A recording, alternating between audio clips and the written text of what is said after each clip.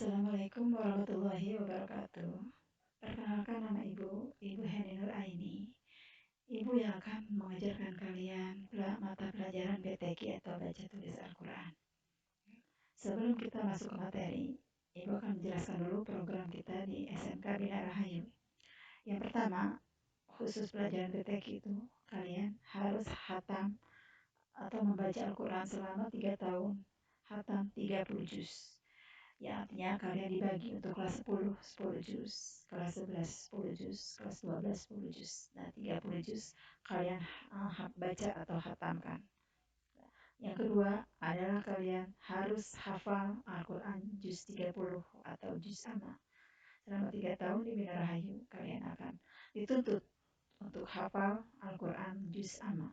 Yang dimulai dari surat An-Nas, Al-Falaq, Al-Ikhlas, Al-Ahab, dan seterusnya. Itu program kita di SMK Bina Rahayu. Nah, untuk menunjang pelajaran itu, ya kalian harus membuat tabel di buku tulis, ya. Tabelnya seperti yang Ibu contohkan di sini, ya. Kalian kasih judul tabel tadarus, ya. Di sini kalian tulis nomor 1, 2, 3 dan seterusnya. Nah, nama suratnya karena kalian kelas 10, kalian dari juz 1, ya. Bacanya di rumah dari juz 1 dari surat Al-Baqarah. Ya, kalian tulis suratnya yang kalian baca hari ini, misalnya Al-Baqarah. Kalian tadarus tadi ayat 1 sampai 30, kalian tulis di sini ayat 1 sampai 30. Juz 1. Nah, ya di sini tanggalnya itu kalian tulis tanggal kalian tadarus. Ya, misalnya kalian tadarus tanggal 21 Juli 2020, kalian tulis tanggalnya di sini. Nah, di sini berhubung karena ini pandemi Covid, ya, seharusnya sini tanda tangan guru. Ya, harusnya Ibu yang tanda tangan. Berhubung karena pandemi Covid, di sini kalian tulis tanda tangan orang tua. Yang artinya ketika kalian tadarus hari ini ayat Al-Baqarah ayat 1 sampai 30, ya, orang tua kalian harus tanda tangan, ya, yang menandakan bahwa kalian benar-benar hari ini tadarus. Ya, misalnya besok kalian tadarus lagi surat Al-Baqarah masih tetap ayatnya dilanjutin yang kemarin, ya. Kemarin sampai 30, berarti yang hari ini tadarus tanggal 31 bulan ayat 31 sampai ayat 50, ya. Juznya masih jadi juz 1 tetap.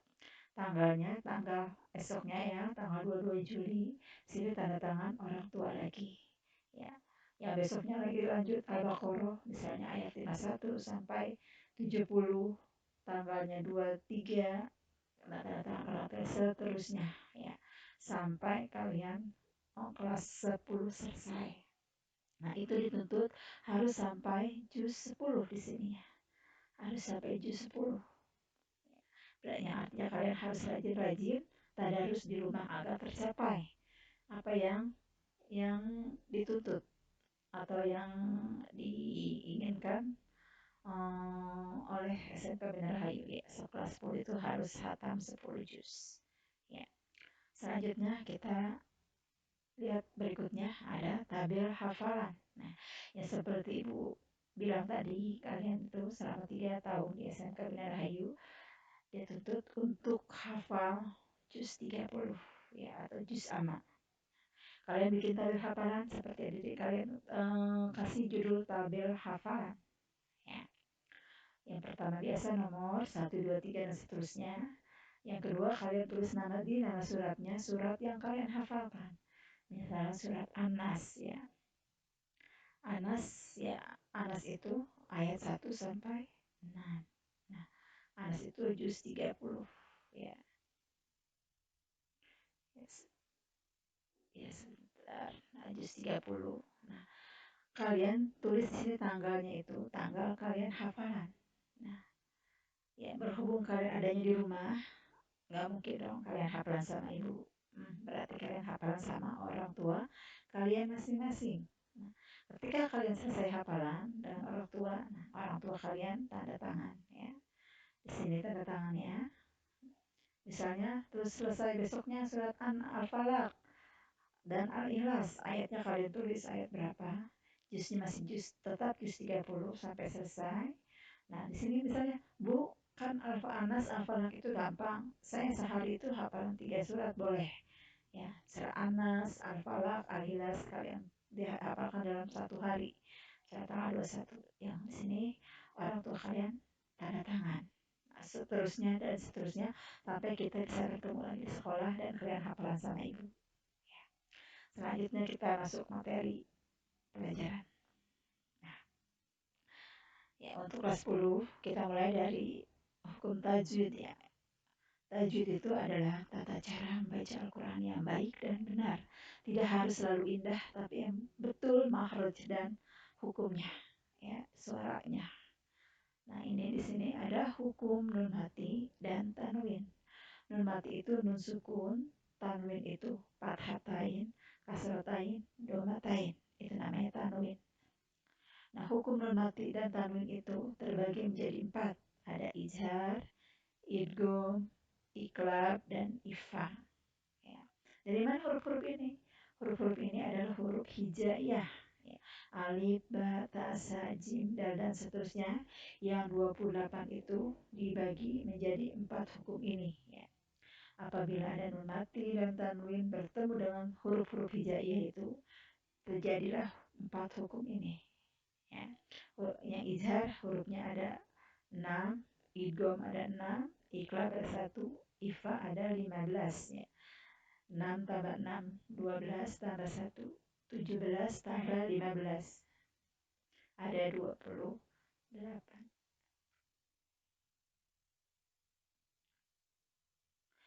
Ya. Nah, yang pertama kita bahas adalah izhar ya. Izhar menurut bahasa artinya jelas atau nyata. Ya, jelas atau nyata izhar menurut bahasa. Ya, yang dimaksud sini adalah apabila ada nun sukun, nun mati atau tanwin bertemu dengan huruf izhar yang 6 ya.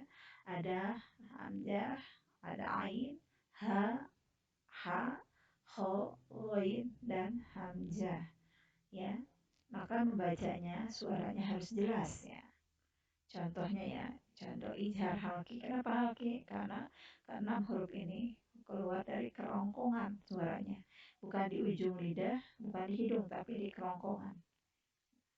Ya, contohnya yan hauna ya. Yan hauna. Nah, ini apa ini hukumnya? Ini hukumnya izhar. Kenapa? Karena ada nun sukun nih, nun mati bertemu dengan huruf ha. Ha itu huruf izhar. Ya.